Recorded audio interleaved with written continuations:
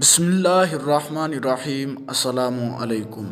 حضرت لقمان حکیم سے کسی شخص نے کچھ زر و دینار قرض حسنہ لیے۔ ایک مدت کے بعد اس شخص نے لکھا، صاحب مجھے فرصت نہیں، معتبر آدمی ملتا نہیں، صاحبزادہ کو بھیج دیں تاکہ قرض لے جائے۔ حضرت لقمان نے اپنے فرزند کو 3 نصیحتیں فرما کر روانہ کیا۔ پہلی منزل میں ایک بوڑ کا درخت آتا ہے، اس کے تلے نہ سونا۔ دوسری منزل میں ایک بڑا شہر واقع ہوگا، اس کے اندر قیام نہ کرنا، کھانا کھا کر جنگل میں جا رہنا۔ تیسری یہ کہ اس مقروض کے گھر نہ ٹھہرنا، اور یہ بھی فرمایا کہ راستے میں کوئی تجربہ کار انسان ملے تو وہ ہماری نصیحت کے برعکس بھی ارشاد کرے تو اس پر عمل کرنا۔ حضرت لقمان کے بیٹے نے کچھ راستہ طے کیا تو ایک بوڑھا مسافر ملا۔ پوچھا، لڑکے کہاں جاتے ہو؟ اس نے سب حال کہہ سنایا۔ بڑے میاں بولے، مجھ کو بھی اسی شہر پہنچنا ہے، اچھا ہوا میرا تیرا ساتھ ہو گیا۔ جب پہلی منزل میں وارد ہوئے تو بڑے میاں نے کہا، اس درخت کے نیچے رہیں گے تاکہ شبنم سے بچیں۔ لڑکا بولا، صاحب مجھے والد نے منع کیا ہے۔ کہا، بھلا کچھ اور بھی کہا تھا؟ لڑکا بولا، ہاں یہ بھی فرمایا کہ اگر کوئی اس راہ کا واقف ملے اس کی بات مان لینا۔ بوڑھے نے کہا، میں اس راہ سے خوب واقف و آگاہ ہوں، لہٰذا ہمارا کہنا مانو۔ غرض دونوں نے درخت کے نیچے بستر کیے اور لیٹ گئے۔ آدھی رات گئے ایک سانپ درخت سے اترا جسے بڑے میاں نے مار ڈالا اور اسے ڈانک دیا۔ صبح ہوئی تو لڑکے کے دل میں خیال آیا کہ والد ماجد نے خواہ مخواہ منع فرمایا، یہ درخت تو بڑے آرام کا مقام ہے۔ پھر روشن ضمیر نے معلوم کیا کہ لڑکا باپ سے بد ظن ہوا جاتا ہے، اس لیے اسے رات کا ماجرا کہہ سنایا اور ڈھال کے نیچے سے سانپ نکال کر دکھایا۔ اس وقت لڑکے کو تسلی ہو گئی۔ بڑے میاں نے کہا، سانپ کا سر کاٹ کر اپنے پاس رکھو۔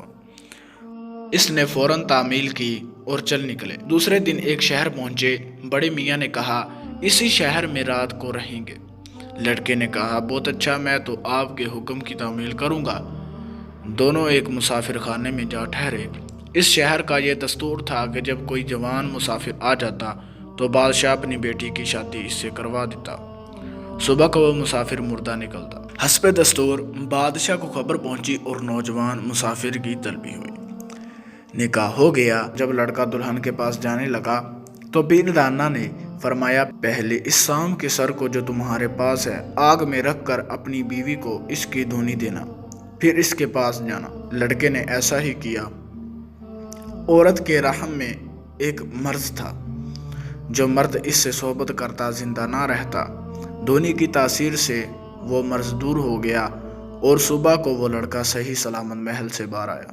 بادشاہ کو بڑی خوشی حاصل ہوئی کہ کوئی تو داماد بچ نکلنے میں کامیاب ہوا۔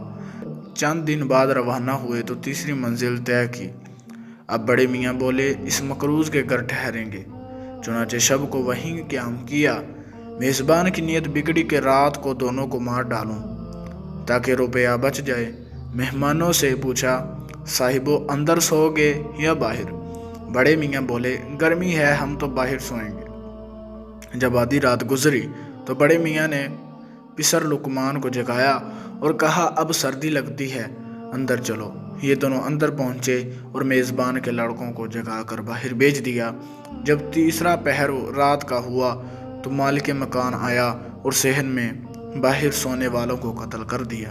صبح کو دیکھا تو اپنے لڑکوں کو مردہ پایا۔ نہایت صدمہ ہوا مگر چپ رہ گیا۔ مجبوراً مہمانوں کو رقم دے کر رخصت کیا۔